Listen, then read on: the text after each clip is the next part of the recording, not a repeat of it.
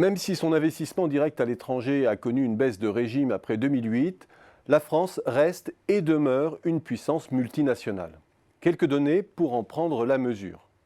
Après les pays anglo-saxons, la France est le pays qui compte le plus de firmes multinationales non financières dans le top 100 mondial, lorsque l'on classe ces dernières par taille de l'actif implanté à l'étranger. 12 contre 20 pour les États-Unis, 14 pour le Royaume-Uni et devant l'Allemagne et le Japon, et encore plus nettement devant la Suisse, la Chine, l'Espagne ou l'Italie. Autre indicateur pour prendre la mesure de notre internationalisation productive. Le stock d'investissement que détient la France sur l'étranger. Ce stock était évalué à 1 452 milliards de dollars en 2017, ce qui ne signifie pas grand-chose en soi.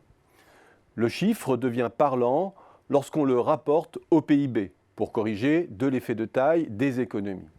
On constate alors que lorsque l'on élimine les petits paradis fiscaux, sièges des holdings, la France est bien en proue en matière d'internationalisation de ses entreprises. Il faut la comparer alors à des économies de taille équivalente. Elle se place ainsi derrière le Royaume-Uni, mais devant l'Allemagne ou les États-Unis. Regardons maintenant par grands secteurs. Et là, les données sont à nouveau édifiantes. L'emploi extramuros dans l'énergie, le retraitement des eaux et les grands réseaux de distribution d'énergie est supérieur ou presque équivalent à l'emploi sur notre territoire. L'emploi industriel dans les filiales étrangères représente 73% de l'emploi national. Le ratio est de 59% dans le secteur de l'information et de la communication. Et il excède 40% dans l'hôtellerie et la restauration, le commerce de détail ou encore dans la finance. On sait toutes les inquiétudes que cela suscite en termes d'intrusion étrangère dans le contrôle, en termes de prédominance des logiques actionnariales, d'instabilité des contours que génère le jeu des FUSAC, de fragilisation des territoires, de l'emploi ou d'évaporation de notre assiette fiscale.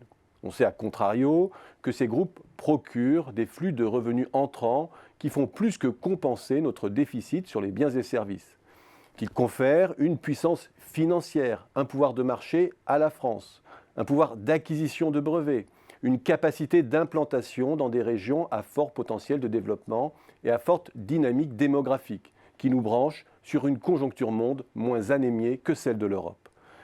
Bref, on peut sans fin balancer le pour et le contre, mais force est de constater que cernés par trois grands pays en stagnation ou déclin démographique, l'Espagne, l'Italie et surtout l'Allemagne, les grands groupes ont de fortes raisons de penser leur stratégie hors de nos murs et de prendre le large. Cette réalité forte doit nous conduire à penser notre écosystème productif à l'intérieur et au-delà des frontières en l'articulant autour de trois piliers. Le premier pilier, c'est celui de nos grands groupes qui constituent une véritable superstructure financière et peuvent se transformer en atout et renforcer notre territoire à condition que deux autres piliers coexistent.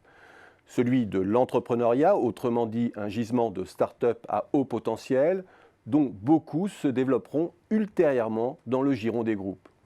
Troisième pilier enfin, celui des pôles de compétences enracinés sur le territoire, qui incitent les grands groupes à maintenir leur ancrage national en y développant leurs fonctions stratégiques.